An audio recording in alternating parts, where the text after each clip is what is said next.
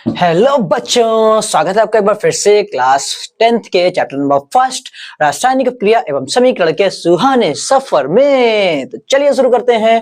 हमारे सामने यहाँ पर कुछ क्वेश्चंस लिखे हुए हैं। लेक्चर नंबर 16 है आज का हमारा, और यहाँ पर बस वही चीजों के क्वेश्चन है जो हम लोग पहले अभिक्रियाएं पढ़ के आए हैं, ठीक है ना। योगात्मक अभिक्रिया, प्रतिस्थापन अभिक्रिया, ऊष्माक्षेपी, ऊष्माशोषी और कौन सी ऊष्मीय वियोजन, ऊष्मीय अपघटन, ठीक है ना। इन सब को हम पढ़ के आ चुके थे और हमने कहा भी था, आपको बताया भी था कि अगर ये छांटने के लिए आ जाती हैं तो हम कैसे छांटेंगे, ठीक है। देखिए उत्क्रमणीय अनुत्क्रमणीय भी हमने पढ़ी हुई है, बट ऊष्मीय वियोजन ऊष्मीय अपघटन जस्ट वैसा ही है उत्क्रमणीय और अनुत्क्रमणीय के जैसा, ठीक है। तो जल्दी से हम लोग शुरू करते हैं कि करके देखिए हमारे पास सबसे पहले लिखा गया है कि निम्न अभिक्रियाओं में योगात्मक और प्रतिस्थापन अभिक्रिया छांटिए। तो हमने आपको पहले ही बताया हुआ है कि अगर आप योगात्मक और प्रतिस्थापन छांटना चाहते हो तो क्या करेंगे। देखिए योगात्मक में क्या होता है कि एरो के एक तरफ, जैसे मान लीजिए ये एरो है, ठीक है, तो यहां पर आपके पास में दो से अधिक पदार्थ हो सकते हैं, ए बी सी, दो से अधिक हो, ठीक है। बट यहाँ पर केवल कितना उत्पाद बनेगा, केवल एक, ठीक है ना। जब केवल एक उधर पर बनता है, यहाँ पर दो या दो से अधिक होते हैं, तो ऐसी अभिक्रियाओं को बोलते हैं योगात्मक अभिक्रिया। तो जल्दी से देखिए इसमें बताइए कौन कौन सी योगात्मक है। देखिए क्या पहले में इस तरफ ऐसा कुछ है क्या, एक बना हो, उधर दो से ज्यादा हो या दो हो, नहीं ना, इसमें ऐसा कुछ नहीं है। इस पे देखिए यहाँ पर दो थे और उस तरफ केवल कितना है, एक पदार्थ है, यानी कि ये वाली योगात्मक है हमारी, ठीक है। अभी इस पर देखिए, इस पर भी देखिए यहाँ पर तो दो है बट यहाँ पर भी दो है ना, यानी ये योगात्मक नहीं हो सकती। इधर देखिए इसको क्या बोलते हैं, एथिलीन, और एथिलीन पर क्या करवाया गया, हाइड्रोजन को जोड़ा जा रहा है निकिल उत्प्रेरक की उपस्थिति में। आपके पास बहुविकल्पी में भी ऐसा एक प्रश्न है, बहुत जल्दी हम आपको बहुविकल्पी सॉल्व करवाएंगे। चैप्टर लगभग खत्म होने पर आ गया है, बस एक दो क्लासें और होंगी और चैप्टर खत्म हो जाएगा, ठीक है।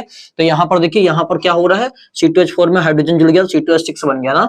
यहाँ पर भी एक पदार्थ है, यानी कि ये भी क्या है, योगात्मक अभिक्रिया है हमारी। और इस वाले में देखिए नाइट्रोजन हाइड्रोजन के मिलने से क्या बना, NH3 अमोनिया गैस बनी। तो यहाँ पर भी दो है, इधर पे एक है, यानी कि ये भी क्या है हमारी योगात्मक। और इस पर तो ऐसा कुछ नहीं है। तो अब ये ना करिएगा कि ये मान लो हाँ ठीक है सारी हमारी योगात्मक होगी तो बची हुई प्रतिस्थापन होंगी। हाँ वो तो ठीक है, होंगी प्रतिस्थापन, बट तरीका भी तो पता होना चाहिए ना।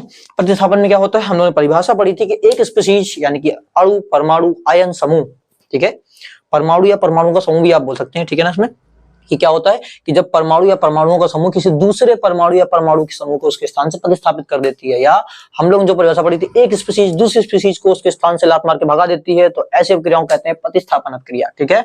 तो देखिए यहाँ पर यहाँ क्या हो रहा है, Fe कॉपर सल्फेट के साथ में यहाँ पर रिएक्शन करता है और Fe कॉपर को उठाकर फेंक देता है बाहर और अपना उसकी जगह पर आ गया, ठीक है ना। तो FeSO4 प्लस कॉपर, यहाँ पर ये क्या हो रहा है, प्रतिस्थापित कर रहा है कॉपर को, अतः ये क्या है, यही है प्रतिस्थापन अभिक्रिया, ठीक है भैया।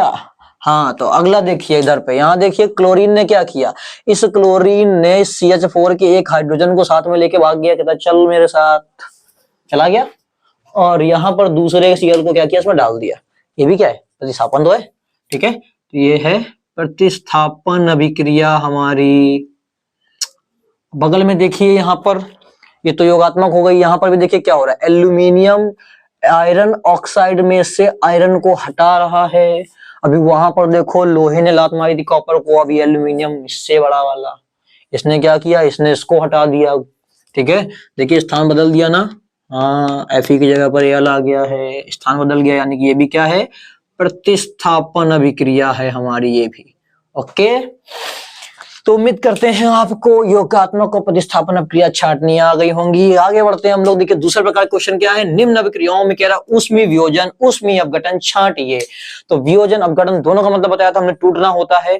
फर्क क्या था, अपघटन में एक बार जो टूट जाता वापस जुड़ेगा नहीं, बट वियोजन में टूटने के बाद भी फिर से वो वैसा ही बन सकता है जिससे वो टूटा था, ठीक है ना। दोनों में ही ऊष्मा का उपयोग होगा।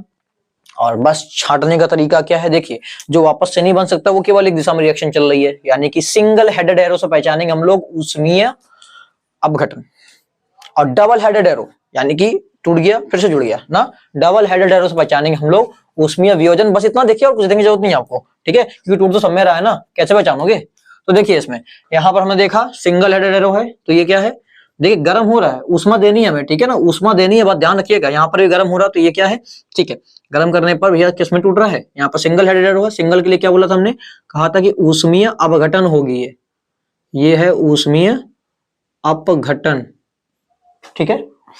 इस पर देखिए डबल हेडेड एरो है, इसमें भी गर्म किया जा रहा है, ऊष्मा दी जा रही है, और डबल हेडेड एरो लेकिन इसमें सिंगल नहीं है, डबल है। तो डबल अगर होगा तो इसको हम लोग बोलते हैं वियोजन, ऊष्मीय वियोजन, ठीक है।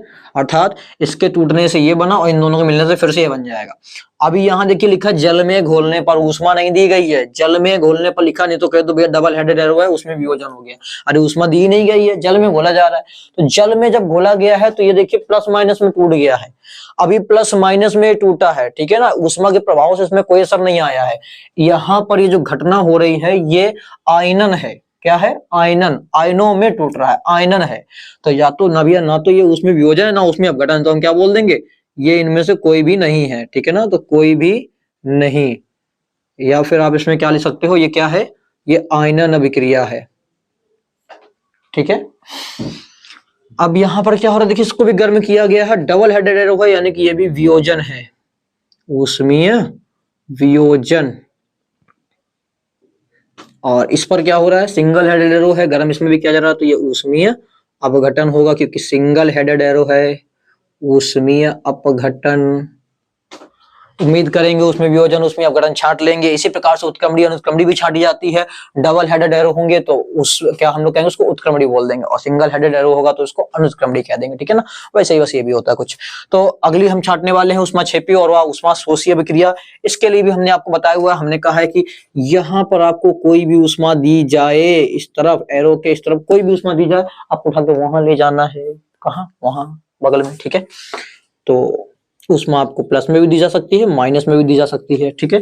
आप इसको उधर ले जाइए तो ये देखिए माइनस ऊष्मा हो जाएगी उस तरफ जाके, और इसको माइनस वाले को उधर आप ले जाएंगे तो ये क्या हो जाएगी, प्लस ऊष्मा हो जाएगी, ठीक है।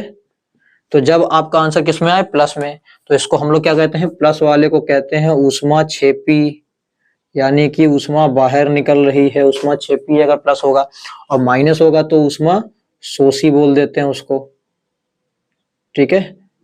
और अगर आपको पहले से वहां दी गई तो कोई बात ही नहीं, हमको तो वहीं ले जाना ना। तो चलिए देखते हैं इसमें कितना लिखा, माइनस का 136.8। आप इसको उधर ले जाएंगे, कहे में आएगा, प्लस में। तो जब प्लस में आएगा उधर पे ले जाने पर, तो प्लस का मतलब ऊष्माक्षेपी, ठीक है, प्लस का मतलब ऊष्माक्षेपी, अगर उधर जाके प्लस में हो जाए। अब यहाँ देखिए इधर तो कुछ दिया नहीं है, पहले से उधर दिया है किसमें, लेकिन माइनस में दिया गया है। तो जब माइनस में है तो माइनस वाले को बोलते हैं ऊष्माशोषी, ठीक है।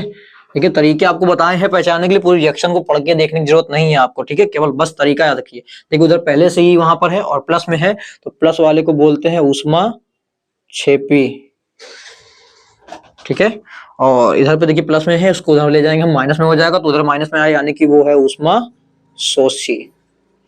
परिभाषाएं क्या है इनकी एक बार रिवाइज करवा दे रहा आपको। ऊष्माक्षेपी क्या होती है, वह रासायनिक अभिक्रियाएं या वे अभिक्रियाएं जिसमें ऊष्मा निर्मुक्त होती है, रिएक्शन करा दें हम लोग, कोई दो पदार्थ मिला दें, अपने आप क्या हो ऊष्मा निकलने लगे, हमें देनी ना पड़े, ऊष्मा निकलती है तो ऊष्माक्षेपी। और अगर कोई दो पदार्थों को हम रिएक्शन करवा रहे हैं बट आपस में रिएक्शन नहीं कर रहे, लेकिन गर्म करने पर वो रिएक्शन करना शुरू कर देते हैं, तो हमने बाहर से ऊष्मा दी है, उनको बोलते हैं ऊष्माशोषी अभिक्रिया। बात क्लियर है। और पहचानने का तरीका हमने आपको बता दिया कैसे कर सकते हैं। अगर आप यहाँ पर डायरेक्ट वीडियो में आए हैं तो क्या करिए, जाके प्ले लिस्ट में स्टेप बाय स्टेप एक एक लेक्चर को देखते जाइए, सारी वीडियो को अच्छे से कंप्लीट कीजिए, और जल्दी से इनके क्या करने हैं, प्यारे प्यारे नोट्स बनाने हैं आपको, ताकि पढ़ने में, चैप्टर को, परिभाषा को ढूंढने में कोई प्रॉब्लम ना हो आप लोगों को।